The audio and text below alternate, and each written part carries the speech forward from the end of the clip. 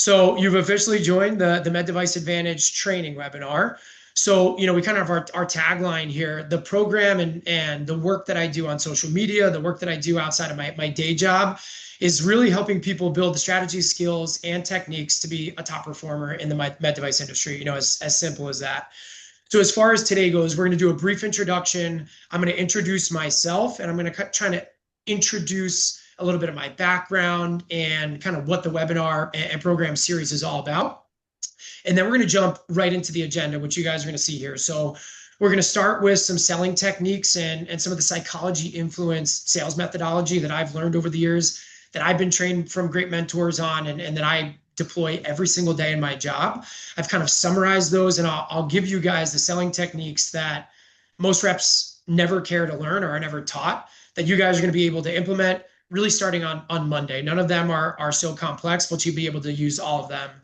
From there, Michael's asked, like right on the head, some effective prospecting. So some strategy and technique, whether it's a doctor you already have a relationship with or a customer you're already in with and you're trying to grow the business, or it's a cold prospect. So we'll cover off on some of that.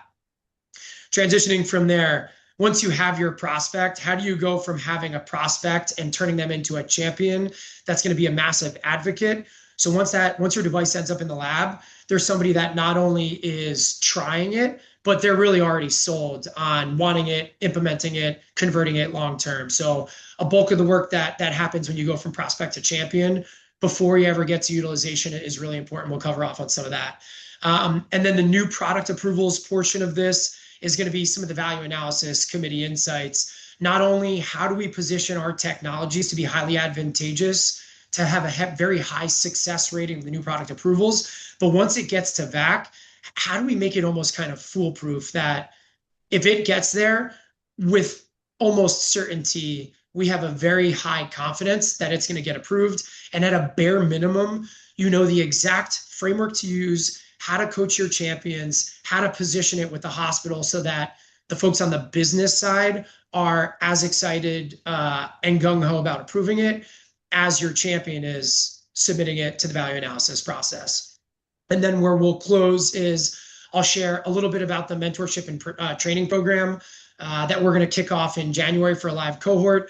Some of you are already have signed up to be involved in that and have still joined today's call, which is awesome. I've got no expectation. There's no requirement to join the program. But that being said, if some of the style and the content that we covered today feels really good to you and that's all it is, and you take the learning and you have a great year because of it, awesome. That'll make me a happy man. But if it's something that you want to get more involved in, I can share a little bit of about the insight about what's going to get started in January. I can take any questions and we'll go from there. Okay. Before we get started, any questions before I get going? Okay, silence is golden. All right, intro and welcome. So welcome to the Med Device Advantage kind of playbook webinar training. It'll be 90 minutes. We'll talk about winning over prospects and never getting ghosted, establishing influence and gaining approval for every new device request, and closing more opportunities and accelerating our territory growth. That's really what it's all about. So some of you I know previously, but for those of you who don't know me, I am a professional sales lifer. I minored in professional selling in college. My jobs in high school and even like going back to middle school always had, kind of sales-esque type of a feel to them. When I was a kid, my parents, the people that I knew, when I grew up, they would always say, you're going to be a salesman one day. So I've always had this identity of being a salesperson. But that being said, when I say professional salesperson, it's something that I've taken very seriously. I was a former athlete, and I've treated sales almost the same way that I've treated my athletic career. And to me, there's a science to it. There's a technique to it. There's a methodology to it. And that's something that I'm really passionate about. And that's what I mean when I say that I'm a professional salesperson, is I treat it like a true profession, try and do it at a level below, above most people that call them a salesperson. But in addition to that, I've been an award-winning medical device rep. I've spent a lot of time in sales training and dedicated myself to sales methodology. I'm currently a people leader, and I manage a big region of my own in New York. And I've got a lot of experience doing med device sales coaching in addition to the kind of formal corporate training that I've done. So by coaching, that means either mentorship and development at my own company or outside of the company that I work for across the industry. I've trained, probably 100 plus reps across med device. helping them get better at either their associate roles, their rep roles, their manager roles. I've coached people at all levels to high performance. So that's who I am. So for me, the why the course matters, it's all the reasons that you guys said. And so I was you, and in many parts, like I still am you, even in my current role. Most of us are extremely high potential, very ambitious, highly capable, but there is a very steep learning curve in this industry. We carry a lot of stress. There's a lot of imposter syndrome, whether you're a new rep or you're trying to become a rep. We all are faced with these similar challenges. And the biggest thing is not many of us have somebody to turn to that can give us the level of granularity that we're looking for to level up. We've got good bosses. We have some mentors that are either TMs or peers. We have people in our family or family friends, whoever it may be, that we turn to that help us. But a lot of us are missing that industry expert who's kind of dedicated to be able to answer the phone, answer specific questions. Our bosses don't always have the time and bandwidth. Sometimes we're hesitant to go to these people, but it matters to me a lot. And I felt it was a calling for me and a passion where, okay, I've built up this skill set. I've learned how to help people. Now I'm going to do it at a little bit broader of a scale. And that's something we've been doing for the last couple of years. And so I was in your shoes, and this is really my passion project to pay it forward, essentially. All of you are deserving, all of you are capable, but we all just need someplace to turn sometimes. So how the hell did we get here? This is a young Evan in 2015 at the start of that year. So basically 11 years at this point. I had way less grays in my hair. My hairline was also way better, and I was way younger, a few less wrinkles and a few less kids, and not married. But you can almost see it on my face in these pictures. This is me in training somewhere in the United States. I think the middle picture is probably in Florida somewhere. But I was a basket case. I was stressed out. I had massive imposter syndrome. And I thought to myself, like, holy shit, have I made the biggest mistake of my life? Like, can I hang in this industry? I came here because I perceived it to be an incredible place to make the type of compensation that I had always dreamed of. I perceived that it was the place that all of the most talented people went, and I wanted to be around other people that were going to level me up. Like, can I put myself in the room with some of the smartest, brightest, hardest working people that I can know? And can I become one of them? But man, was that journey hard.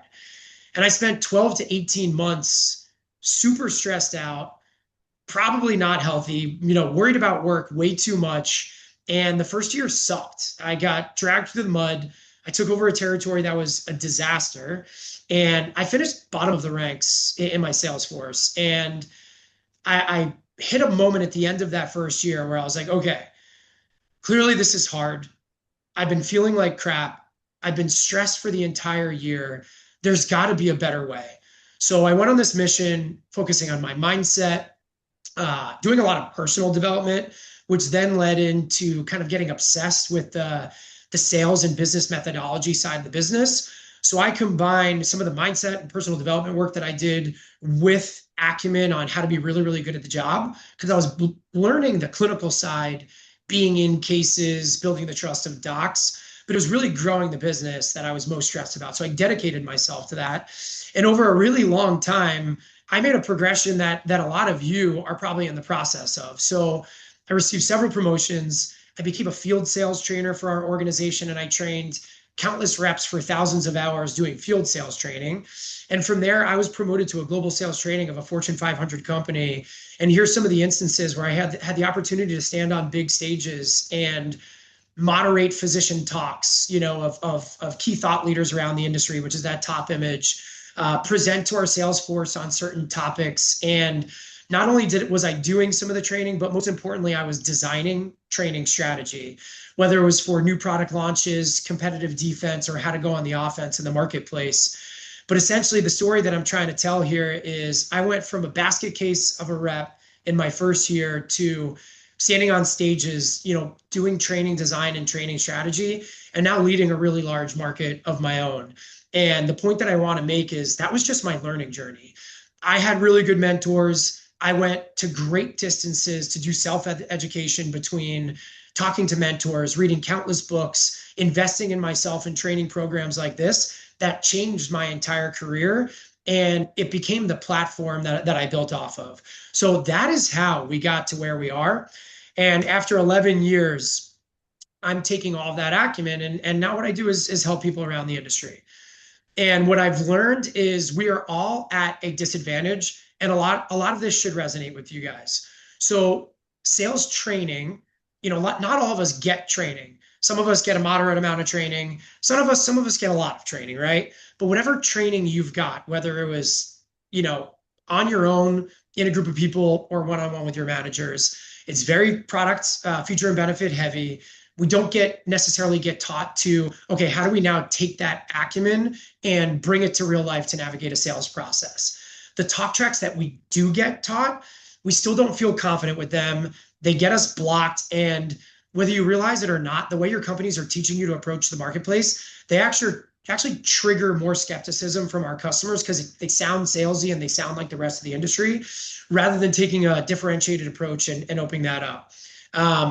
We struggle to overcome objections. We feel the need to kind of push forward and pitch our products in order to gain interest, instead of feeling like our customers are the ones that are motivated, bringing us along for the ride. It feels like we have to kind of push them forward. We get viewed like other salespeople, and it limits our ability to kind of build trust with top stakeholders, because they look at us like reps instead of like partners. And what we're handed is a pretty unreliable and inconsistent approach. And it gets really, really hard to anticipate the roadblocks and overcome them in order to have the ultimate success. From there, the process that most of us are taught, we're told to go prospect, present or pitch the solution that we have to try and gain interest. Once you've pitched, you got to handle some of those objections. If you're lucky enough to overcome some of those objections, or the person that we're talking to had somewhat of an interest, we then ask for commitment without ever really having any buy-in. And then many of us are left to follow up and hope from there. So we get caught in follow-up emails, stopping by with the office, trying to look for any reason to get back in touch with that decision maker, but it dies before it ever really gets going a lot of times. And we get ghosted. That's a term that I hear all the time, is that we get ghosted. And so the obstacles that all of us face when we take the approach that we've been trained on is it's hard to build momentum. It's tough to get past gatekeepers. Our prospects, almost all of them, show us resistance at first instead of being kind of like open-minded to the conversation. Earning trust with big docs feels like an uphill battle. Objections are hard to overcome. We're just relying on clinical acumen to the point that we were making there, instead of sales and strategic experience. We get ghosted. We waste our time. Existing contracts and relationships with competitors get in our way. And overall, our positive conversations, they die out. They get stuck. They die at value analysis, whatever it may be. And overall, we work really hard, and it simply does not add up to the success that we anticipated it having. So we're working our tails off. We're trying the best we can, and we're kind of left like thinking, okay, there's got to be a better way, because the way that this feels is not what I was expecting. And I know that there's something more here. It just feels a little off. And so we kind of push through it, but we don't necessarily know how. And so I'll pause there just because I'm on a little bit of a roll. Does someone want to break the silence? Like, how much of this feels relevant and are on target to you guys so far? All of it. All of it. Okay. So Micah says all of it. Yeah. Anybody else? Yeah, 100%. Okay. So fair to say, and the point, anytime I go through these points, and some of you guys have seen them already, if they feel on target, that probably shouldn't worry you. It should make you feel encouraged, because it means you are not alone. Like you have seen and dealt with the same things that everybody else is dealing with. And so these aren't uncommon things that people face. I went through them. My team goes through them. The hundreds of reps that I've interviewed and talked to kind of do the market research that's informed how I built this training. I didn't make any of this up. I took the feedback that I got from about 100 interviews with reps, and I formed the curriculum, not just based off of my own thoughts, and many of them, were the same, but based off of field feedback from people just like yourselves. And so if you feel like it resonates, that's for a reason, because the people that I've talked to about these things, they were just like you. So magically, what if there was a better way, right? And for me, that's what the Med Device, Advantage program is all about. And I built what I call, the playbook. If any of you have an athletic background, we know that a playbook is, okay, you're up against an opponent and you're in a particular situation, but you have a play or a strategy or a framework that you're working within for each one of those situations. The situations are not uncommon, as we just called out. So if you know the right moves to make in each situation, and if you're prepared for them and you can see the forest through the trees, if you know where you're going in advance and you know all of the obstacles and hurdles that could get thrown at you, even just that clarity helps you, one, prevent them before they ever happen. But two, when they do come up, we know exactly how to take them down, diffuse the bomb before it goes off in our face and blows up our sail. And we can still be successful as long as we have the right playbook. All right. So what people typically learn, through the playbook is effective prospecting, new product approval strategies at the value analysis, gaining influence. Once you've gotten to the right point, how do you structure a foolproof trial so that very early validation period, you've done a lot of hard work to actually get to that point. How does it then convert into high revenue producing opportunities that kind of get on cruise control, and you can back off the amount of work that's required to make that customer grow and then go put in your time and energy somewhere else. So that's really where the foolproof trial piece is. Not everybody runs formal trials, especially if you call it outpatient centers. But everybody has these like validation periods where it's early on in the utilization, like how do I make that ironclad so it turns into really long-term use? And then of course, like how do I neutralize objections along the way? And how do I manage my territory? Jacob, this is almost like your question earlier. How do I do this in a way that's going to create fast track growth in my marketplace that not only outpaces my competition, but importantly outpaces your peers at your own company? If you're doing things that lets you grow faster than your peers at the same sales organization, you're a top performer. And not only does it tee you up for being at the top of the rankings, you max out your compensation, you earn your promotions, so on and so forth. And that's the game. All of it is skill building. Every single one of you is capable of doing it. You just need the skills and the practice. So the playbook layout, this is what it looks like. When you're following the process that I typically do. Phase number one that I always coach on is, how do you lower the customer's wall of resistance? That is the first thing you guys should be focusing on, is lowering resistance and building a baseline of trust. If they look at you like every other salesperson, they're not even going to be receptive to your prospecting efforts. So even in those very early engagements, how do we lower the wall of resistance? That's focus number one. Focus number two and phase number two is effective prospecting. And so when I say prospecting, what I mean is this. When you call in a cold prospect, sure, you don't have a relationship with them yet, but that's not even really a prospect. They are a suspect, which means you suspect that they could be a good prospect, but you don't know. The qualification process, the questions that you ask, whether it's a doctor that you already know and you're trying to grow new business, or it's somebody brand new, there's this qualification process where you have to do discovery, ask questions, build a little bit of momentum to even understand, will this person become a champion for me? Advocate for the new product approval process or bringing that device to the center? Will they fight at value analysis? Will they try the device at their center? And will they agree to be a champion for that validation process that comes next? That's what prospecting is all about. So some people look at prospecting as, hey, can I just get a meeting? For me, the process is, okay, how can I qualify this person and identify them? Like, can this person be my champion? Which then, of course, brings us to phase three. Once you've done the right qualification process, you realize that they have all the makings of being a champion. You have to get them to psychologically and unconsciously or even consciously in their minds at their forefront have the feeling of like, okay, I need this thing. Like, I've got problems and pain points that I need to solve. I've got things that I'm interested in doing in my practice that I can't get to now, whether it's overcoming hurdles, operation of efficiency, having their business be more lucrative, whatever those things are. There's something that they really desire that they think by working with you that they can get. That's when you've gone from prospect to champion. And then from there, we've got to get our product in the door, and you've got to run a winning trial or a validation period. So for me, this is the process that I follow in my day-to-day. It's what I use with my team, and it's what I teach. And so you'll see that this is a very different process than your typical prospect, pitch, handle an objection or two, at least the best that you can. Even when we don't handle the objections really well, we still ask for commitment for a next step. But for us, we build a tidal wave of momentum using this playbook process. And by the time it even gets to the new product approval process, the sale should really already be done. You have your champion and you've got a tidal wave of momentum so that back part of the sale all it does is just gain a ton of momentum. It moves seamlessly and it feels the way that you want it to feel. A lot of the hard work goes on the front end, the execution comes on the back end. So before we even get into the content here, understand and realize that your first biggest takeaway is upfront, we need to lower resistance. We need to use good discovery and qualification through a prospecting process at the beginning. We need to develop a champion. They need to be as jacked up about the opportunity as we are. And then from there, you sail your way through the new product approval process and the validation period that sets your sales, makes your sales growth incremental compared to your peers that are following the process that I kind of put on before this. Okay. So any questions about the playbook process before we jump into phase number 1 here? All good? Just out of curiosity, which Sure. one do you feel like, reflecting on your first 2 years in med device sales, which was the hardest for you?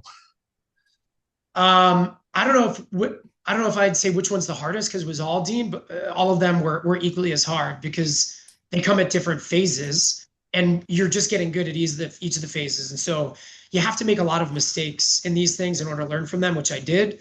That's part of the program is, can I take all the mistakes that I've made and help you guys be aware of them and shorten your own learning curve. I'd say the hardest to navigate is building your champion. Because a lot of times somebody's like, yeah, I'll try your product. No, I'll give that a shot. Yeah, no worries. Let's bring it in. I'm happy to give that, look and see if it's something that we can do. And you do a ton of really hard work. You get it in the door, and the growth that you are relying on never actually materializes. And so you put in all this time, energy, and effort, and you don't get the return on your investment on the other side. So to me, that early phase, that front half, is the most difficult and probably the most crucial, I'd say. Not the most difficult, but is the most crucial to learn earlier in your sales process. Because if you can work with customers and manage that front half of the sales process in a way that creates rapid growth so that your sales are booming and you're making more money for all the hours that you put in, that's what this game is all about. Every other competitor you have, your peers, they have the same amount of hours in the day. So the game of sales is, how can I take the same time, energy, and effort and have it equal more sales growth compared to everybody else? That is the magic. And to me, a lot of it is in the building the champion piece. The one that comes long-term after that is, how do I navigate the web of influencers beyond my champion, kind of the hospital bureaucracy to be really effective. That's kind of next level from there, the more advanced level. Did I answer your question? Yeah. That was helpful. Appreciate it. Okay, awesome. Amazing. Okay, so sales resistance. How do we go from receptive to a customer?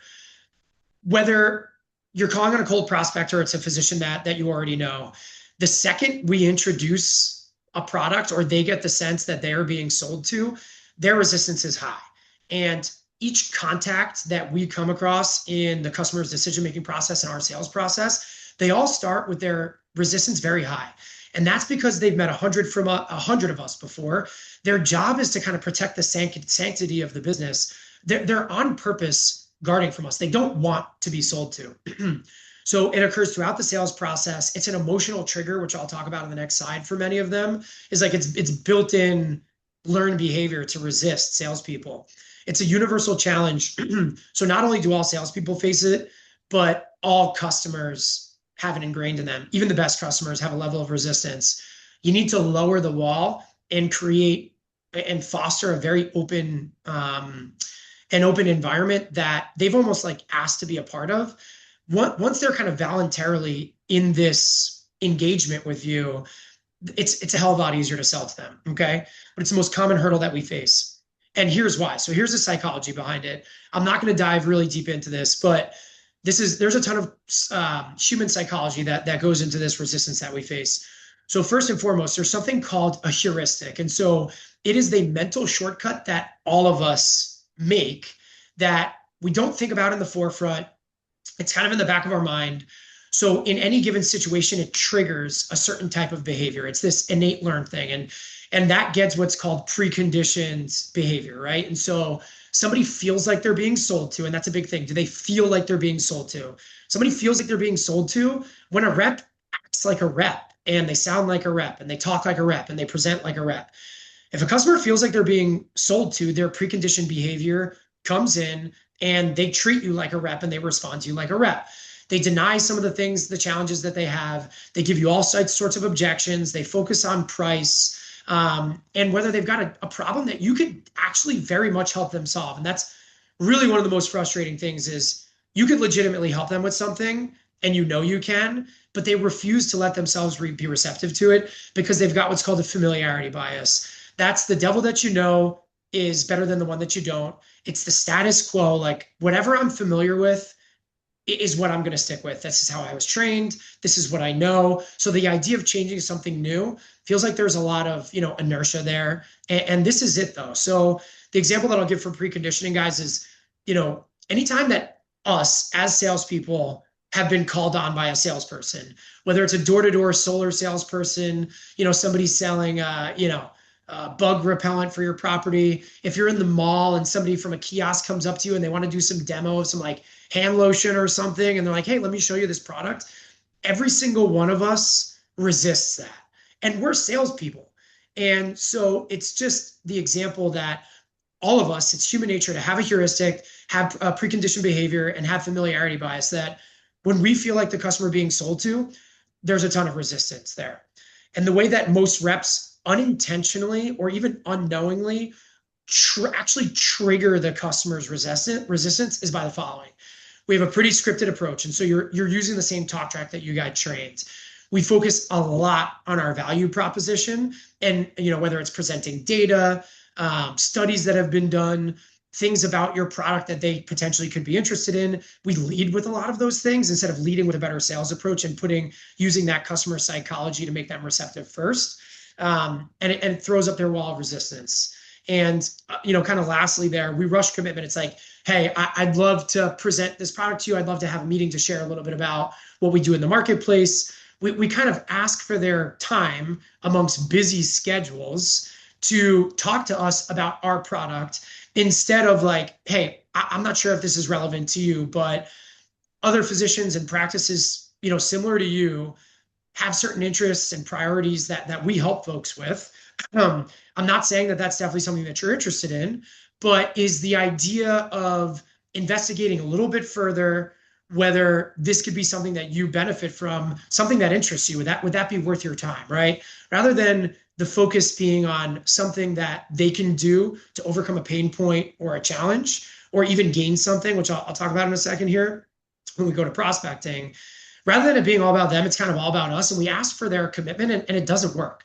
So we either don't get the meeting, we get pushed off and get told like, hey, send me some information or, talk to my NP or talk to the administrator.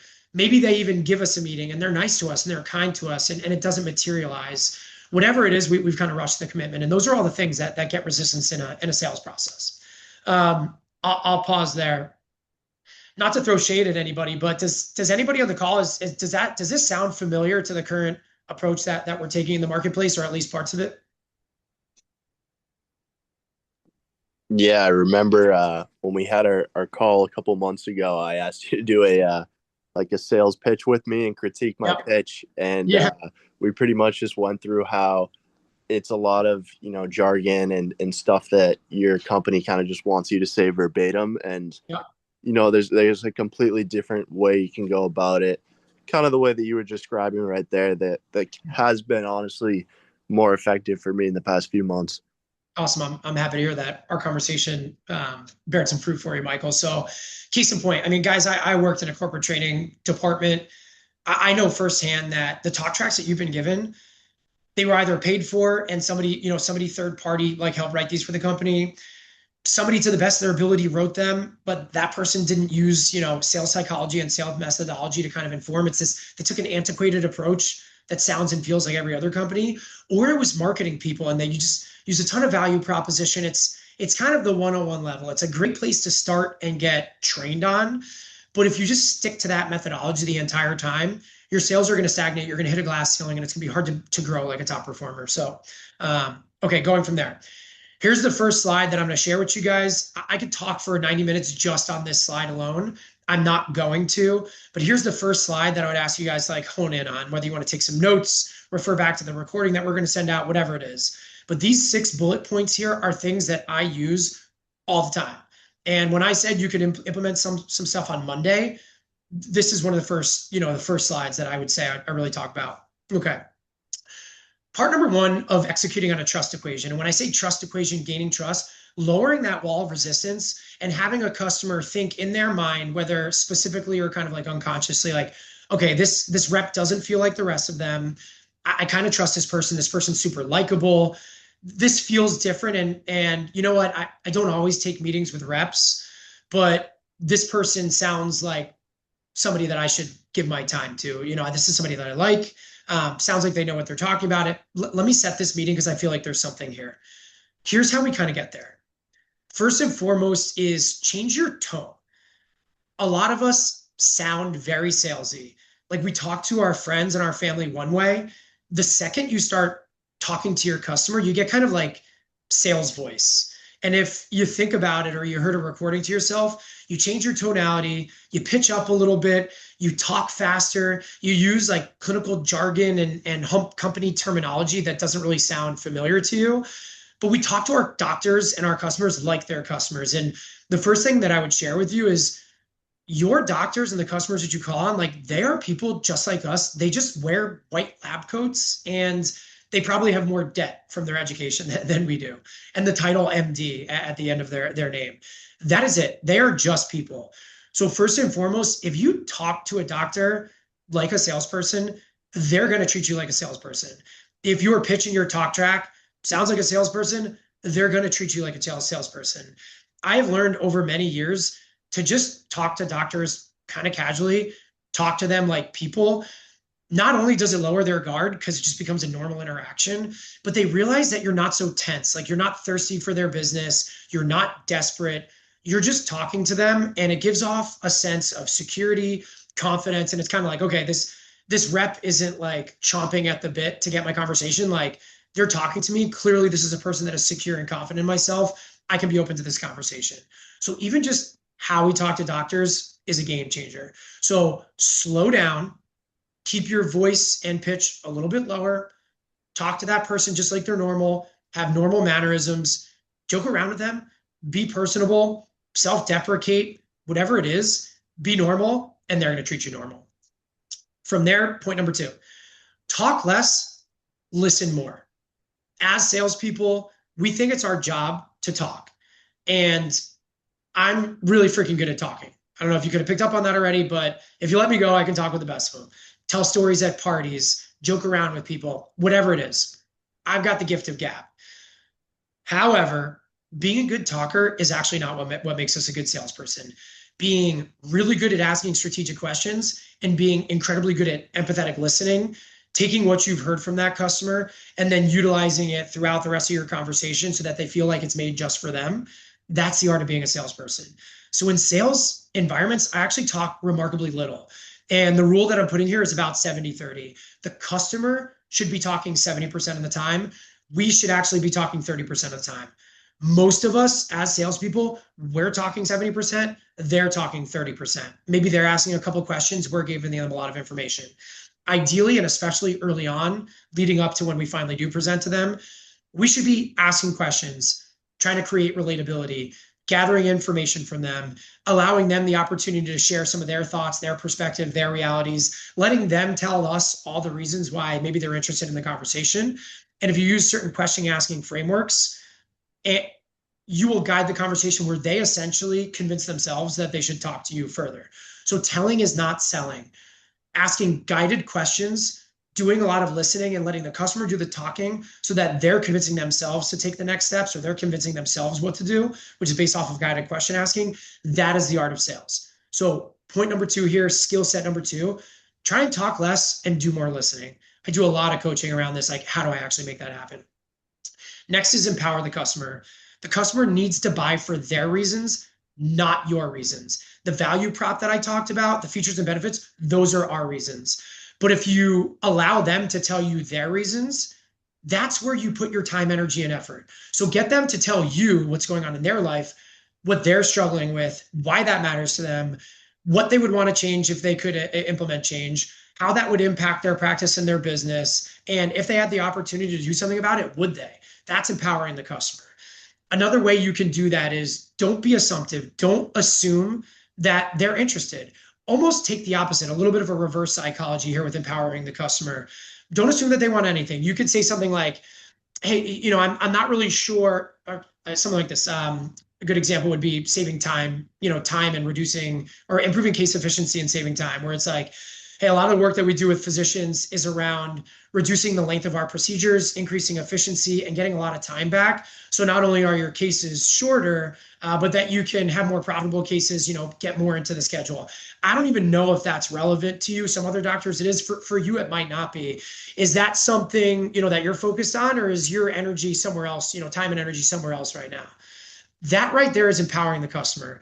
You didn't tell them that that's the problem that you had. You presented some basic information of where you focus, but then you ask them, is that something that matters to you? Or is there something else that matters more right now that we should be talking about? Those are good examples of empowering the customer. Have them feel like they're in the driver's seat and they're going to move forward, as opposed to a salesperson who's trying to take control and push them forward.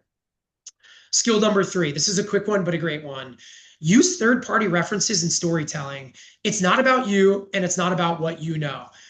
People want to feel like others similar to them, other doctors and other customers, whether, even if it's a business person that you're talking to at the customer, folks just like themselves do business with you. That's what you want them to feel like, because it makes you feel like an expert and it becomes very relatable to them, because you're not trying to pitch them anything. It all of a sudden becomes you're just presenting information that other people just like them find valuable, as opposed to like, hey, here's what I think and what I know. When somebody asks me like, hey, what do you see in the market, for this part of the procedure? Or, how does your company recommend overcoming, X, Y, Z, whatever question that you get, rather than saying, here's what my company thinks, or here's what I think. The way that I answer questions is, well, what I hear from a lot of physicians that I work with that have similar practices to yours, what they tell me is this. And other customers that bring our company in, what they were struggling was with this, and what they decided to implement was this. And, now the benefit that they have and what they really enjoy is this. So I'll kind of use this storytelling and third-party reference in order to sell. And then I'll say, hey, does that feel relevant to you? Does it feel to you like you've got some similarities to other parts of the marketplace? So rather than you pitching them, you're just sharing insights to the rest of the market. Okay. So third-party references are a beautiful thing. I also use them early on as good question asking. Is I'll say, hey, I was with a physician the other day and our conversation right now feels really similar to that one. What that doc told me was X, Y, and Z. Do you see it that way as well, or do you look at it a little bit differently? So again, in that technique, even if I'm using a little bit of sales license, maybe I didn't have a conversation with a doc the other day, I'm just kind of phrasing it that way. Rather than me presenting information based on my opinion, I'll use sales dialogue and sales technique to reference other doctors, other customers, and then try and find ways to create relatability using third-party references, rather than feeling like I'm just regurgitating my company's information, pushing them to make a sale. Technique number 5, verify your understanding. So when any customer shares information with you, ask things like, hey, can you tell me a little bit more about that? And hey, can I paraphrase what you just said to make sure that I'm understanding exactly what you're saying? Or, hey, I think you could be saying one thing, or it might be another thing. Which one is it? And can you go a little bit deeper on that? So the more questions you ask, if you see a thread to pull on, pull that thread. Don't let the moment pass and say, hey, that's great that you shared that pain point with me. That's something that I help with. Rather, it's like, hey, you mentioned this challenge. How long has that been happening? What are you currently doing to fix it? Why hasn't that worked in the past? Is there anything that you're doing that's not working, and why isn't it working? And hey, if you perceive there was a solution to this and you were excited about it, like what would that need to look like? So you ask all these information, and at the end of conversations, like good sales dialogue, one, it shouldn't feel like the customer feels like you're selling. It won't feel like selling to the customer. It'll feel like you're being curious. You're seeking to understand before being understood. You're being a good consultant. And the longer you can delay presenting your product, and the more you can generate the right conversation to gather the right information, so the customer in the back of their mind, they're like, okay, Evan gets it. Like Evan is sought to understand enough that when he presents something to me right now, or when he shares an insight with me, the customer knows that like I kind of get them. And by the time I get to my presentation, they're like, Evan gets it. Like, not only has he asked me the right questions and have I shared the right information for him to even know whether he can help me, he's shared enough third-party references and insights to folks that are just like me that I know that this is a trustable person. And that's a big part of the trust equation. And then finally, when you go to close or when you go to get your next step, wherever you're at in the sale, this lowered ask technique can be used at any point in time in your sales process. But a lot of reps make a big ask. They're like, a lot of common ones that I hear are, we try and set up lunches and in-services. I try and set up a meeting to present my product. I ask them like, hey, what's the approval process? And would you consider a trial? We consider using my product in a couple of cases.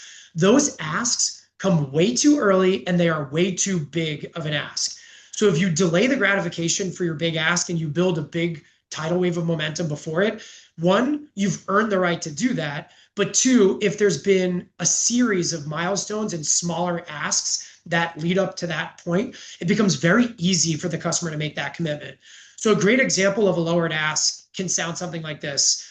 At the end of a meeting or a sales conversation, it's like, listen, we just got to know each other. I know a little bit, you know your practice a little bit better, but I wouldn't even assume that what we can do can help other physicians. But I do work with a bunch of customers similar to you. What I would say is this: if we took 10 minutes to grab a cup of coffee, or I can share a little bit more about taking all the information you just shared with me and sharing exactly how we help other physicians in the market overcome some of those things. If we took 10 minutes to even just scratch the surface and you could tell me whether or not that felt relevant and we decided whether to take a next step from there, does that feel like, does a free cup of coffee and 10 minutes of your time feel like a good place to start? That right there is a lowered ask. Low commitment, there's no pressure. You're putting the ball in their court and using kind of that empowering the customer type of psychology, and you're going to get your foot in the door.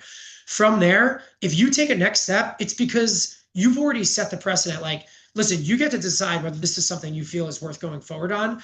I want you to be as excited about it as I do. I don't want to waste your time. And quite frankly, I don't want to waste my time. So let's put you in the driver's seat. Let's cover some of the basics. You tell me exactly what you want to hear and we'll go from there. Right? So that's an example of a lower ask. So again, the concept of this technique here is, rather than jumping the gun, asking for something huge that gets a ton of sales resistance, start with little mini milestones that have a low threshold for them to say yes and buy into, build upon them.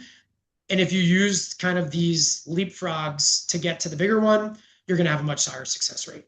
So I'll pause there. I just threw a lot at you, but these are 6 ridiculously powerful techniques that I use legitimately every single day, all day.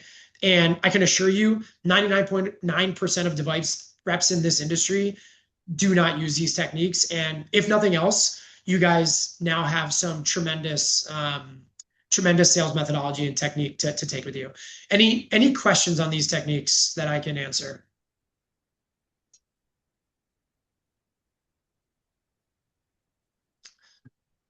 Am I that good of a trainer, or are we just being quiet? Or I could have missed the mark totally and none of these felt relevant to you. One of those 3 is happening right now.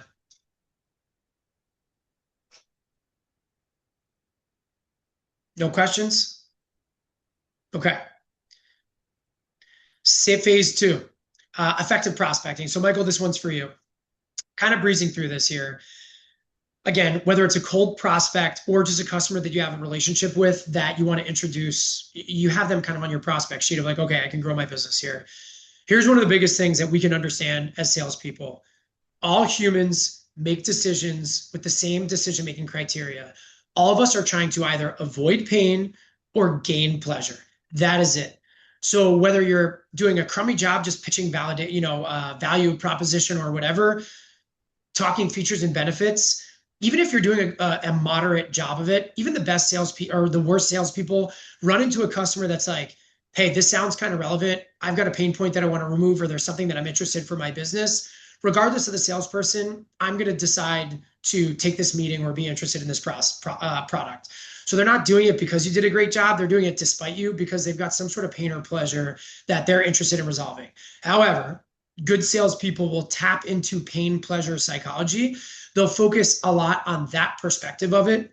And a customer or an early prospect is going to be very willing to engage if they perceive talking to you and the idea of getting a little bit deeper into the conversation could reveal some information that helps them with some sort of challenge that they've got or gets them to acquire or obtain something that they don't currently have. So that's the psychology behind prospecting. You want to sound and feel different than other reps. You need to realize that telling isn't selling in the early phases. So you should be asking questions to control the direction of the conversation. You want to build momentum for the prospect reasons, not yours. And you want to remove the threats and the resistance to moving forward from that prospect by lowering your ask. And so to frame this up, this is the Med Device Advantage cold prospect pressing framework that I have developed. So phase number one is your opening. Your objective is to, can I just lower my resistance on this prospect and make them receptive to the conversation?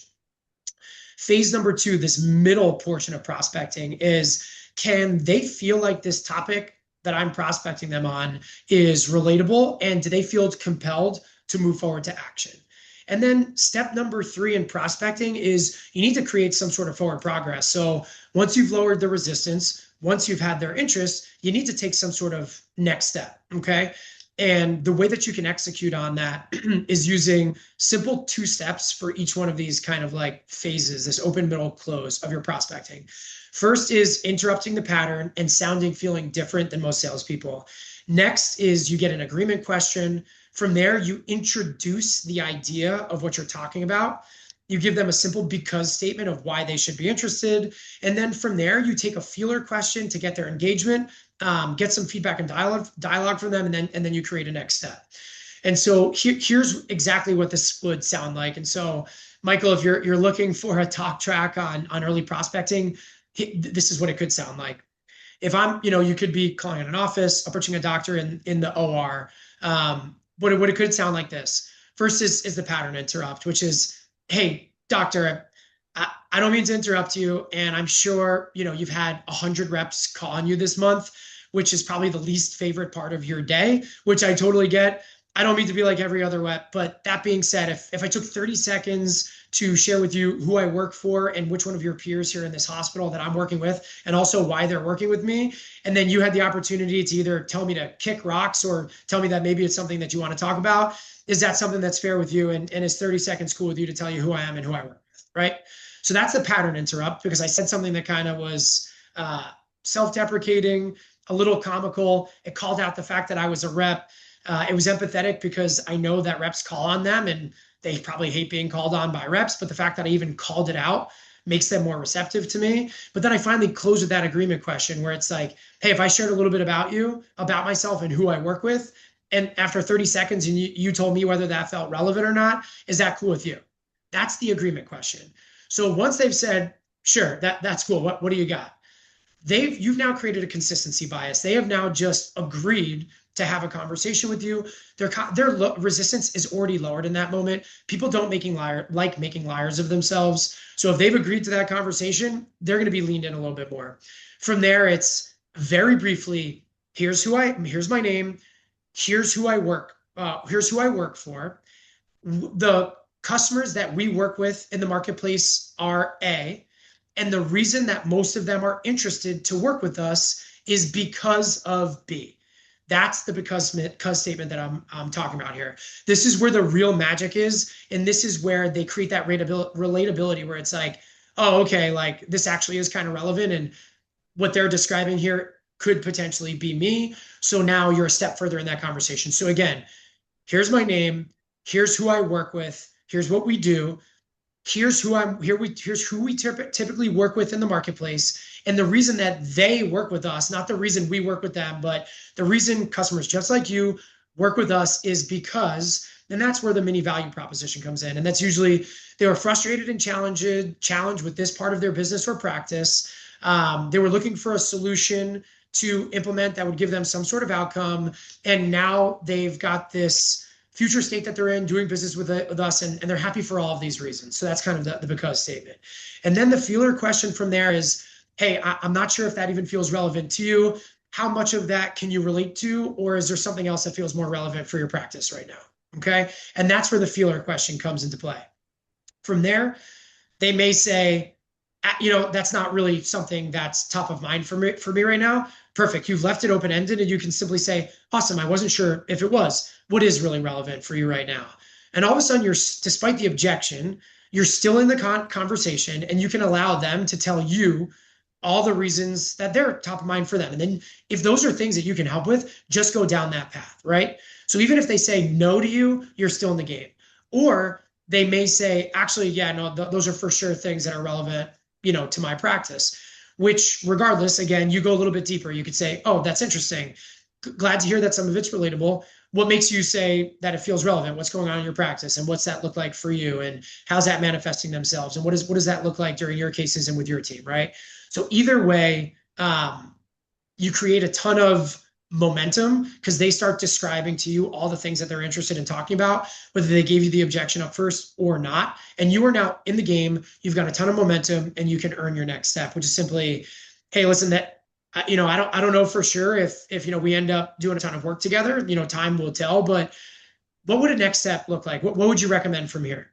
Or what would you like to happen from here? That's probably my most common closing question, which is once I've generated a conversation where I'm like, okay, I've got this person kind of on the hook right now, rather than saying, I'd love to set a meeting with you, or hey, can I come to your office and present this information? I will empower the customer. That's the technique that we talked about just a moment ago. Say, awesome. It feels like some of this is relevant. I don't claim to know exactly what you want this to look like. What do you think the right next step from here should be? And they'll tell you, you should come by my office. Why don't we grab dinner? Why don't we grab a cup of coffee? Why don't you, set a meeting with my administrator, whatever it is. Whatever that next step is, they're the ones that told you to do it. So we typically don't get ghosted when our customer, our prospect is the one to share that with us. So again, here's a basic framework to use. Open, middle, close, lower the resistance, create a ton of relatability, get your momentum, and earn your next step. Any questions that I can clarify on that for the prospecting approach, or anything situational that you guys have that you want insight to? Yeah, I'm curious what setting do you see like these initial conversations taking place in? Like I've had them, in the locker room or just in the halls, but I feel like scrub sink is, kind of a little bit of a taboo place to make pitches. Just curious, like where you've had the most success with these initial conversations. Yeah. I have success with them everywhere, Michael, but the three most common places are the most common places in the hospital, like in the operating room, on the unit, on the unit that wherever they're at, in a hallway, at the scrub sink, locker room, whatever it is. Scrub sink and locker room, like that's kind of like, I don't know, I perceive that to be private time. That is when they are least receptive. We just happen to have access to them. A lot of times I will ask a nurse, a tech, the manager of the unit, or another doctor that I'm already talking to introduce myself, where it's like, hey, like, I think that's Dr. So-and-so. Like, do you mind can we walk over there? We do a quick introduction, or, hey, would it be cool if I just went over there and introduced myself? Whatever it might be. So a lot of them happen on the unit, man. I'm not a big scrub sink guy. I'm not a big locker room guy. And if I do those situations, I'll call it out. I'll be like, hey, like you've probably had 1,000 reps calling you like here at the scrub sink. It's super cliche. That's not what I'm trying to do. I haven't had the chance to introduce myself to you and share with you some of your peers that I'm working with right now. I don't mean to bug you, but if I took 30 seconds right now and maybe we set up a more appropriate time to have a conversation with each other, if you thought it was worth your while, we can do that. But not to interrupt you, is it cool with you if I just, introduce myself and share with you, who I am and who I work with? I'll be super casual. And rather than being like, here's my product, here's why you should be interested, I'll be like, I'll give them just some of the basics, Michael. Be like, hey, what would it look like if we had a 10-minute conversation, and where would we need to have that? What's an appropriate time? Like you tell me, how do we take it from here?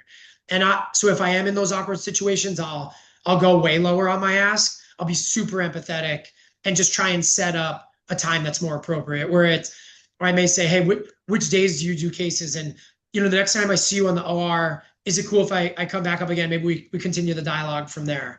And I'll leave an open door where it's like, if I stop by your office, is that cool with you? The next time I see you around, is it cool if I chit chat with you for 5 minutes? I'm not sure if what I'm working on aligns with what you are. I just look to you to tell me if it feels relevant. Whatever it is, I'll use that moment to set up the next moment, and a little bit of that delayed gratification rather than having to shoot my shot immediately. The slow down to speed up approach is great. We all know the saying, it's like a bow and arrow. Sometimes you're going to be held back to launch forward. Also, slow is smooth, smooth is fast. It's a military saying, slow down to hurry up, whatever it is. There's all these expressions that tell you sometimes the slow play is actually the fast play. Does that make sense, Michael, on how to approach some of those situations? Yeah, yeah, especially the delayed gratification part where you're just trying to set yourself up for like a more appropriate time. I like that. Yep. I'm not trying to pitch my product to you. I'm just trying to give you autonomy to tell me, does a conversation around these topics feel relevant enough to spend a few minutes to decide whether it's worth your while for us to continue this further, right? Because if not, you're just pushing to a customer that's going to resist you anyway, and you kind of burn the bridge for the future relationship, and you get bucketed with every single other rep rather than having the confidence and self-assuredness to slow play it, ask the right questions, and find the right information in order to pitch them from a customized standpoint. Make sense? All right, we're at about. I know we started about 15 minutes late, but we're an hour in, so I'll keep moving here with the topics. Okay. So earning your next step. Here's some of the questions that I ask if I feel like a customer is interested. Hey, what would feel most compelling to get more perspective on? So basically, what do you want me to share, and what are you going to be listening for that warrants further information? What type of insights are you typically looking for from a rep to decide whether that's something you might be interested in? Are you mentioning those for a specific reason? I try and dig further. What are the frustrations that you're up against that make these really relevant? Why do you feel it? What are the reasons that you feel like you're having some of those challenges? And hey, if some of your peers had those same challenges and have been overcoming them, utilizing a particular technique, change of modality, or a change of process, do you feel like that's something worth your while to get insight on right now? And if you've narrowed them down and the conversation feels great, what would make most sense to happen next? So that's kind of the funnel of questions. The issue that most of us run into from here is we get ghosted. They're nice to us in the interaction, but it doesn't go anywhere. So if they say, email me, stop by my office, can you send me some information? Can you send it to somebody else, or go talk to somebody else to set up a meeting? You are probably in a much higher risk profile of getting ghosted. So what I would say here is you have to earn your next step. So everything that I just listed is a red flag that you are going to get into sales jail, which means you thought you had early interest. They seemed like a really good prospect, but now you're just following up with them, chasing them around. And once you've had that first opportunity, it felt really good. If you can't get to that next one immediately with some momentum, it feels like you're behind bars. So the best thing to do is never end up in jail. First, so if you see one of those red flags, here's what I always do, and here's my technique, which is first and foremost, call out the obvious, something along the lines of, hey, I appreciate you asking me to send an email. A lot of times physicians will ask me to do that when maybe they're not interested, but they don't want to kind of be rude to me. So they're just asking me to send some information along, but they're not actually interested. Is that what's happening here? Because I really wouldn't want to waste my time, and I certainly don't want to waste yours. Is it even relevant enough to send you some information? And is there anything particular that you're going to be looking for when I do send this along? You want them to say to you, like, no, like that's not the case. I am interested. Here's what I'm going to be looking for. Okay. And then you say, great, I'm going to send you that information, but what happens next? After I send that, if I don't hear back from you, what should happen next? Should we set up another conversation preemptively?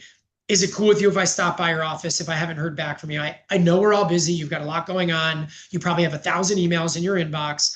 If I send this to you and I don't hear from you, how do we keep the conversation going? So essentially, it's this roadblock that is very likely to happen. Rather than hiding from it and hoping it doesn't happen, literally talk to your customers about it. Have the conversation up front. Be open and honest about not wanting to waste their time and not wanting to waste yours. And sell in the future, which is like, hey, if we get stuck and this next step that you've just told me would be best to take doesn't actually happen, what do we need to agree upon should happen next if that's the case? And that's what the what if scenario, what if, then what? What if I don't hear from you? Then what should happen next is essentially what's happening here. So if you are seeing red flags of being ghosted, or if you feel like a customer is pushing you off, they probably are. But if they've done a good job and you've qualified them, simply call it out. Don't step into a situation where you're behind bars. Talk to them up front about it and establish if this doesn't go anywhere in the next couple of days, what should it look like in order to take next steps? Okay. And that's how we earn the next steps. A lot of gold there. I got ghosted 1,000 times before I figured out, like, listen, just prevent it from happening before it ever does. And when the customer tells you that they're not going to ghost you, they're more likely not to ghost you. Okay. Okay. So from going from prospect to champion, Here's what we'll kind of close here. First and foremost, we've talked about this a lot. Delay your value proposition. I'm not going to read the slide here. The longer you can go before you pitch them all the reasons your company thinks they should be interested, the higher likelihood you have of them telling all the reasons why they're interested. And then simply you're selling to them for all of their reasons, not all of your reasons. Here are the 5 steps to going from prospect to champion. First, you need to have a deep, intimate understanding of all of their reasons. Next, and within that process, you need to solve a problem. Guys, if you don't have a problem that you're solving technically, clinically, economically, or operationally, there's a slide here for this. One's on the physician's perspective, the other one's on the hospital's perspective. If you are not solving a patient-related problem and a business-related problem for the customer, you do not have a strong prospect. There are 1,000 reasons we could sell to customers. Find meaningful problems to solve, know what they are and why they are an issue, and you will have a ton of influence. From there, we need to find the customer's personal motivation to change. So I always say their first reason for being interested isn't always their reason for being interested. So an example there, actually, I have a couple on the next slide. So find the personal motivation to change, their real reason. From there, step number 4 is actually get pre-close commitment. You've qualified them, you've had the right conversation. So pre-close commitment is something along the lines of, listen, you've shared a lot of great information with me. I really appreciate that. It feels really well aligned to like what I do and what my company does in the marketplace. That being said, again, I don't know if it's going to resonate with you. If you heard a solution that sounds just like all the things that you told me you were interested in, is that something that you would be excited about and something that you would want to move forward with? If you have that conversation before you've ever presented anything, they're like, yeah, of course I would. You are in the money and you are set to present and close. We talked about pain and gain. A lot of what they've shared with you through your question asking, you want to listen for either negative emotion or positive emotion. And that's what you're going to present based off of. They're either frustrated, stressed out, worried, concerned about something, or they've shared with you that they're prideful about something, motivated on something, excited about something. When you've heard those clues throughout your presentation, you know how to influence the customer because you want to influence them emotionally. Customers buy based off of emotions, but they'll justify them to you with logic. So all those objections that we get, they are logic-based objections. They're really going to decide things emotionally. It's why people buy houses that they can't afford and cars that they shouldn't buy, because the emotion of the idea of this future state by having this thing is the real reason for buying. And the logic goes out the window. We want to trigger the same thing with our customers. So if you hear either these lists of negative emotions or the positive ones, that's where you should spend your time and energy presenting. Talk about those things, okay? Clarify their decision-making process. I can go through this quickly, but before you present, what are they going to be listening for? What are they going to be encouraged about? What are they going to feel? If they feel really well aligned to parts of your presentation, what should happen next? And is there anything that if they felt like there was a solution to a certain problem, would they have any hesitance in advocating? If you do all these things up front, guys, the presentation is easy. Mentally, they've already kind of committed to it. And this is what I mean by you pick up momentum in the front half of your sale. Your old way is to just present everything that you know. The way that I'm going to teach you here is you could have 100 features and benefits to present to the customer. You could have 1,000 things to say to them that you've been trained on. When you present to your customer, it should be brief and brilliant, whether it's a sales presentation, in-service presentation. Don't present for your company's reasons, present for their reasons. Have it feel really customized. And if they've given you 1, 2 things that they're really focused on, narrow down your presentation in that moment to feel like it is just for them. So all of the things that they've told you they're either frustrated about or excited by, hone in on those things in order to get their commitment. If you have a champion, they're not going to be motivated for the 10 reasons that aren't relevant to them, that might be relevant to another customer. They're going to be motivated to their reasons. And if they've got that personal skin in the game and it feels like, okay, I want this for my reasons, that's when you have a champion. So there's the first reason, which is like, I want to save time on my procedures. That's great and all, but what they're really saying is, listen, I just want to get home to my wife and kids. And sometimes I feel like my days drag out And that's really frustrating. It pisses me off. I just want to have more efficient days like I perceived I should have, because I'm tired and I'm exhausted and I just want to have more personal time. That's a personal motivator to change. So the real the first reason is I want to save time, but through your good question asking dialogue, you found their real reason. Focus in on that and you will be more powerful and more successful than almost any other rep in the country. And then finally, new product approvals. This is what Dean was asking about earlier. Before you ever get to the value analysis, you need massive clinical relevance. You need a really powerful and compelling business impact. Because again, the hospital is a for-profit business.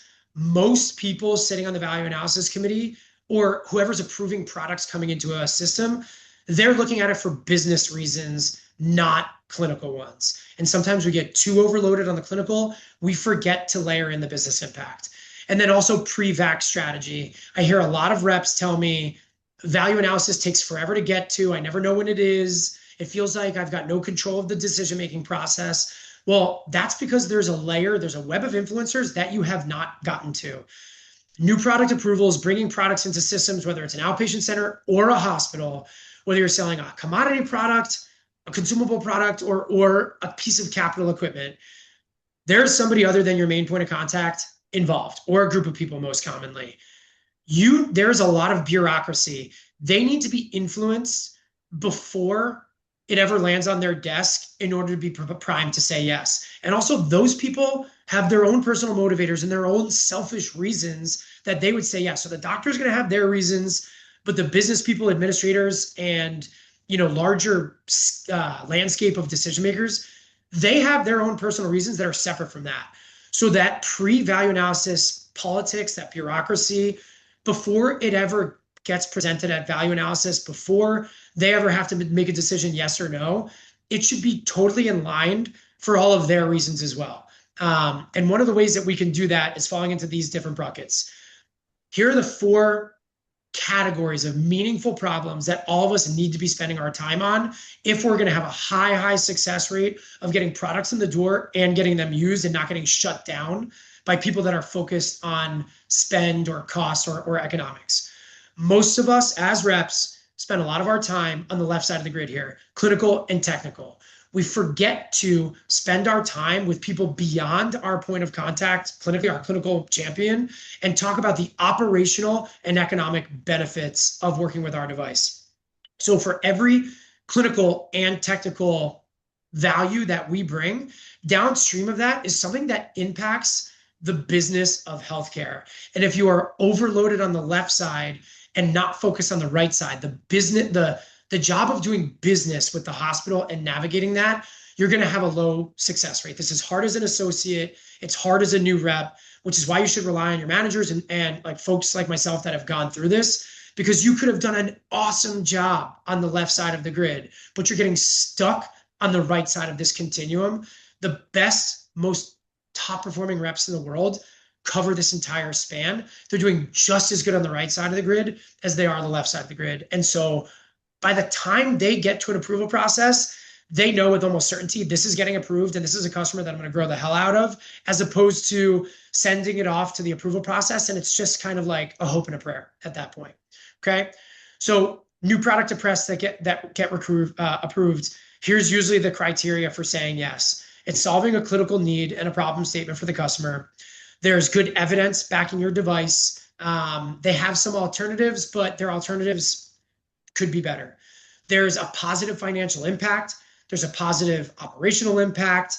You meet all of their regulatory and contract requirements. Of course, you can prove and provide documentation on the infection control side. And then of course, multiple stakeholders have endorsement.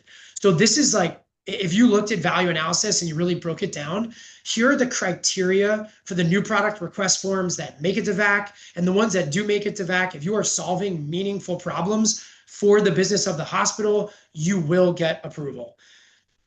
Here's what I was saying. How does the left side of the grid impact the right side of the grid? Here's how we kind of layer these. The clinical or technical example here is it reduces complications.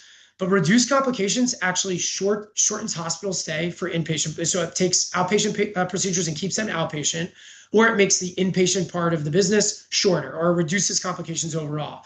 that drastically lowers the cost of treating patients for the hospital and improves the patient satisfaction score. These bottom two are what the hospital actually cares about. The top two get you in the door. The bottom two is what gets you a yes. Another example, ease of use. The case goes better because my product's easier to use. Okay, that's awesome. What's the real impact of that?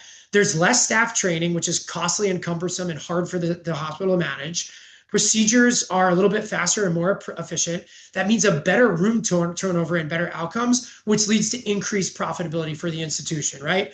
So a lot of us pitch ease of staff, but we forget to layer on less staff training, better procedure time, improves room turnover, increased profitability. You got to focus here in order to get your yes, not just at the top. And then the last example here, reduce procedural steps, fewer accessories used for the case, and you can consolidate things. That might lead to easier inventory management, which supply chain and the administration absolutely loves. So it's better purchasing, fewer issues with supply chain with managing their vendors, and you can take costs out of supply chain.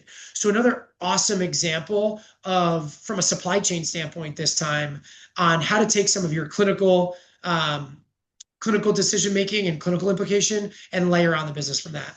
And finally, where we'll close, because I know we're coming close on time, and I want to take questions as well as kind of present the program as well. What to know: your champion is just the gatekeeper. They are not the decision maker. But if you do not have a champion, you're going to fall flat in the decision-making process. The next thing you need to realize is business outweighs clinical preference. Timing is critical, meaning value analysis doesn't happen every week, every month. Sometimes it happens quarterly. So you need to know exactly when it's going to happen and make sure to get on the docket for that VAC, because it could push you months, 3, 6, 9 months down the road, and you're going to lose out on that speed to revenue. The last piece of next piece of advanced insight that I'm going to give you here: the politics before the decision-making ever really happens is where you win. So it doesn't happen at the meeting. A lot of the key influencers, you need to get to them. Your champion can be a conduit to them, or they need to get to them before the meeting ever happens.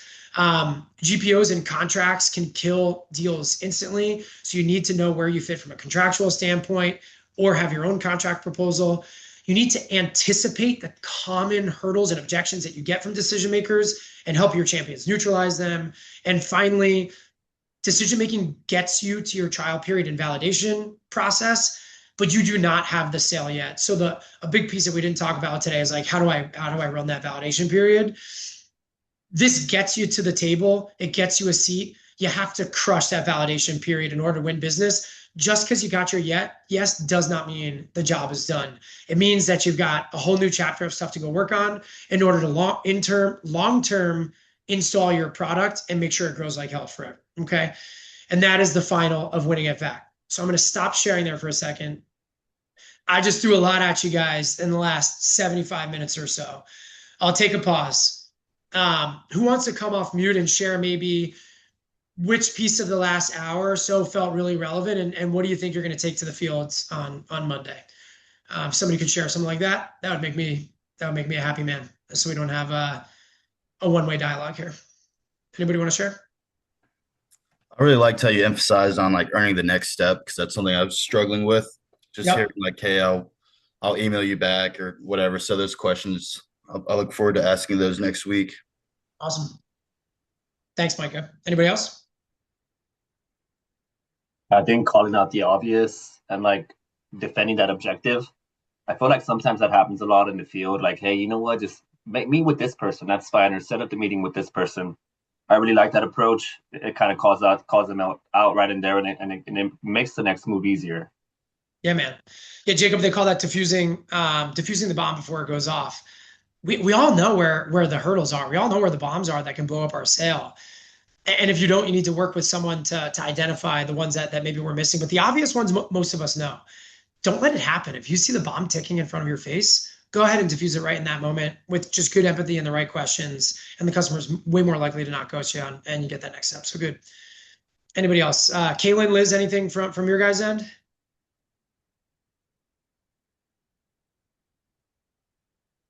I really enjoyed hearing about the executing the trust equation. Yeah, awesome. I think that was super helpful, especially like using third-party references. Mhm. I think will be great to pull from and kind of build that trust and credibility there. Awesome. Good. I appreciate you sharing that. That's a good one. Anybody else? Okay. Awesome. I will not belabor the point. So listen, guys, that was the bulk of the training content. Now, of course, a big part of this is the following. This is not a pitch. I just told you guys that I don't do pitches. A bunch of us know each other, previously. We've had some conversations. Some of you are brand new, and this is our first interaction with each other. This is something I'm wildly passionate about. Like I said at the beginning, a lot of you are in the same position as other folks that maybe don't take the opportunity to invest in themselves. There's no required investment. There's no requirement for any of us to invest in ourselves. There's no requirement to do anything outside of work. But from my own personal experience, the mentors that have mentored me, and from their experiences and their mentors, what I have found as commonality is that the most high-performing people take development outside of work. I have spent countless amount of hours and many, many years honing a craft of helping people. I do not need the Med Device Advantage program. It's not a get-rich-quick scheme. I have a successful career in med device. I've got my team. I've got my own thing. But this is probably the thing that I'm most passionate about. And so what I'll share with you is a little bit about the program. We're going to have a dedicated offer for you guys that's going to last, till January 1st, essentially. We're launching a program in January. We've got people signed up. Jacob's one of those people. We've got other people interested as well that we'll be signing over the next couple weeks. Having trouble advancing my re-sign here. But that being said, I'll share you guys a little bit of insight. I'm happy to jump on another call, whatever it may be. But here's a little bit about the program if you want to get interested or if you want to get involved in January. So the whole idea is if you're not as confident today as you want to be, and you feel like investing in yourself from a time standpoint and a skill building standpoint. Can you guys see the presentation? I'm back to this presentation. Jacob, you got it good? Okay, awesome. Yeah, I can see it. The program is built to give you the right approach overall in the market. From there, can I tweak my strategy and evolve it from what my company's given me in order to do this in a way that I know is more indicative of long-term success? And then finally is the technique. How do I use the right sales methodology and technique to actually execute on the strategy that I'm implementing? That's where the focus goes. You guys already saw the phases, and so the program comes. I'll be doing it live in January. In time, I'll record this, and each of these phases will become modules, but there'll always be a live training and coaching component where we all get on calls and we talk through your situations, and I give customized coaching.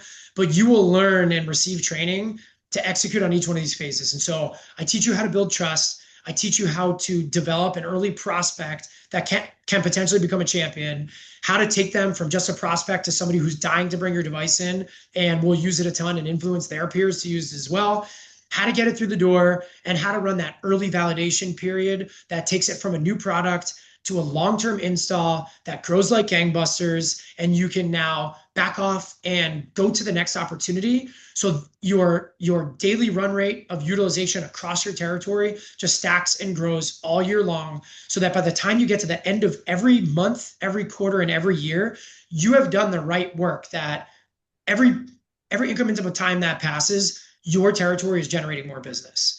And every month, every quarter, every year, you slowly stack it. And that's how you have long-term sales growth for a long period of time. It took me forever to build this model. It's looked several different ways. But if you go from phase 1 to phase 3 and execute on it, I can promise you, and whether it's my experience or the many that I've coached, you're going to grow your territory faster than you ever have before. And you're certainly going to grow it faster than your peers. So the advantage that many people tell me that they get from the program is it feels like they've got a differentiated approach from their peers and other reps. Most people that go through the program can now avoid the common traps and pitfalls that end up killing their sales. They've got much more confidence building the trust of top physicians or decision makers, whereas before they didn't feel as confident for the path to follow.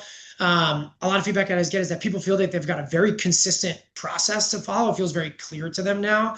And then finally, they feel like they've just got a baseline that they're working off of, where it's like, okay, I now have a group of peers that I work with, a mentorship framework, and an understanding of how to go about my job in a way that can set me up for long-term growth. So not just in this role, but in future roles, whether you're an associate becoming a territory manager, or whether you're a rep, be going into a higher profile rep role, taking a team of your own, whatever it is, these skill sets are going to make you better for as long as your career goes. And they certainly have for me. The platforms that we typically run the program on, it's an online module based. I'm going to do it all live in January as kind of an added benefit, but videos will all be recorded and stored in an online platform. You'll basically have an interface. It's not Facebook, but think of a place where you can log in, get to videos really easily, leave comments, interact with me, interact with yourselves, and go get all of your assets. There's, of course, the weekly live calls. We'll do them twice a week, having live calls available that you can jump on. Also, if you want to schedule one-on-ones, 30 to 45-minute conversations to get a little bit more granular, we've got that. A resource library where printed documents, PDF, field guides, things like that go. And then, of course, the online community. One of the coolest things is that you get to be around people that are going through the same crap that you are. So not only do you build relationships, but in a lot of the group coaching calls, one person in one part of the industry or country will ask a question, share some of their challenges. They get some coaching and development, but what you realize is that's super reflective of yourself. So you learn not only by listening to other people's things and the feedback that they get, but the questions that people ask, the challenges that they overcome. It's like, holy smokes, like I'm up against that too. So the kind of community feel of it all accelerates the learning as opposed to just getting one-on-one mentorship. All right. And so from there, the bonuses that we're stacked on right now for you guys for this launch in January, there's going to be a mobile app that we're going to give everybody access to that has all of the video content. So if you're driving, you can get access to it. Calls 2 times a week and mentorship specific to your real world scenarios. Field-based references. I'm going to be offering one-on-one coaching calls with people. I can give career mentorship, and that's a big part of promotion development or even just becoming a top performer in your role. And then finally, people that have done the program in the past and are going to be joining for their first group in January. I'll be sending out content that's member-only content, and then I'll be doing live quarterly webinars just like this with different topics throughout the year where it's members-only type of access. And so these are some of the bonuses that come along with the greater value of being part of the course. Of course, everybody's probably asking themselves like, okay, what is this going to cost? I'll tell you this. People that don't make an investment themselves, there's not a really ton of accountability. So there's always an investment for something like this. I've done a ton of research. I know what other courses cost. I also know the tremendous value that I'm bringing. Not everybody wants to invest in themselves. And sometimes it feels like things are strapped, whether, you're paying for rent, you're living at home and trying to save. The example that my mentors always gave to me was this, and this is the truth of it, which is if your car breaks down and you don't have a car, you find a way to get the car fixed. If it's wintertime and the heater breaks, you find a way to get the heater fixed. Like you end up paying for it. And so in those moments where it feels necessary to make an investment in something, magically money falls from the sky. And if it doesn't feel like an urgent matter to do development in 2026 for yourself and to take your career to the next level, that's not a problem. It's no sweat off my back. This is your guys' decision and not my decision. That being said, between payment plans that we can offer, utilization of a credit card, or the mere understanding that the majority of people make back this money through either a promotion to a rep role or they close more business. So your commission is basically paying yourself. You should 10x your investment. Somebody invests in real estate. They make an investment in real estate or the market, whatever it is, because they expect to make more money back. This is how I look at this. This should be no different than any of those investments to you guys. If this is something that resonates with you and you want to make an investment, the anticipation should be for everybody. My goal is to make you way more successful in this industry. And so by way of that, we should all be making more money. And so what I would hope is that you guys can essentially pay yourselves back. But a couple of things, I want to lower the barrier to resistance. I want people to have it feel really easy to join the program. And that's what we've done in the past. That's why we've had great success with the program over the last couple of years. So you can either do a first and foremost, you can either do a full installment or pay in multiple increments. And my partner, he'll drop the link in the app to register. We'll also send it out. You'll see that there are multiple options. From there, 30-day money back guarantee from the start of the program. So we're going to kick off on January 14th is the first live call. If you join for 30 days and you think I suck and that it's not relevant, c'est la vie, money back, or you realize something happens, you need the cash, whatever it is. That's no sweat off my back. I want you guys to be fully invested. So money back guarantee. I know that the course value, with enough research, most courses around med device, or even the ones that I've invested in, they average probably somewhere between $35,000 to $5,000. The value that we're bringing between the one-on-one calls, which most don't offer, lifetime access, you only pay once and you're part of the group, the mentorship program forever. These things don't exist in the marketplace. And so I would put the, kind of perceived value of this course at about a $5,000. That is not my intention. The bonus offer that we're giving for January for anybody who wants to join before the start of the new year is the lowest offer that this will probably ever be, which is $1,175, and that'll run through the start of the new year. So if you want to join, lifetime access, multiple live calls per week, you get run through the entire training curriculum. You can rejoin at any time, mentorship and training calls, all those things are $1,175. Probably valued somewhere closer to $5,000, maybe even more than that. I want this investment to feel like it's enough to be like, well, shit, I invested in myself. Like, I better show up on these calls and I better really commit myself because I want to make my money back. But it shouldn't be enough to truly scare people where anybody's going to go broke over that. Offer is going to be valid through January 1st, and we're going to kick off the live series on January 14th. And so that's not so much a pitch as much it is my gratitude for you guys joining, the added benefit of anybody who got value out of the presentation and they want to join before the end of January. The beginning of January. That's the program. I'm super excited, and forever who joins, I'm excited to get it launched, and we're definitely taking it to a next level in 2026, and I'm excited for anybody who jumps on board. So in any event, that's the shtick, guys. I mean, you guys have been on for an hour and 45 minutes, so I actually had myself perfectly timed out for 90 minutes. I didn't account for the 15 minutes of chit chat at the beginning to kind of get familiar with each other. But I appreciate the open dialogue. Anybody who jumps on board for a Saturday morning, kudos to you. And my hope is that whether it was one golden nugget or 10 that you guys took from this morning, that all of you have something, whether it's a skill set, an idea, an awareness to something that you could do differently that your peers aren't doing or that you've been doing that could kind of be adjusted. Whatever that is, if you got value out of today, that makes me a happy man. So I'll pause there. Any questions on the program? Any questions from the training content? Let's open up the line and make sure you guys feel really good about getting the most out of kind of the end of our conversation here. I just want to say thanks for putting this together. Especially the VAC nuggets. Those are things that I'm like, okay, those are great, especially when it came to like the physician side versus the hospital side. So I really enjoyed learning about that. And I just appreciate you putting something like this together, especially for like a Saturday when I know you're got busy and you got a family and all that kind of stuff. So, tell the family, say hi, and the kiddos too. Will do, buddy. I appreciate that.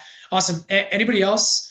Does that feel like a fair value on the course? Anything that was expecting to offer that I didn't? Curious for questions, feedback. Always an open book. So I'll see you, Jacob. Thanks, buddy. I'll talk to you soon.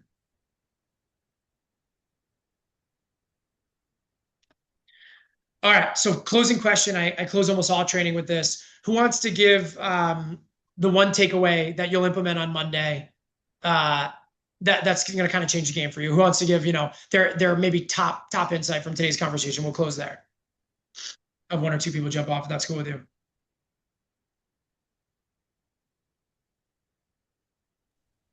It's kind of what I said before, just following up. So a lot of missed opportunities with that. So good.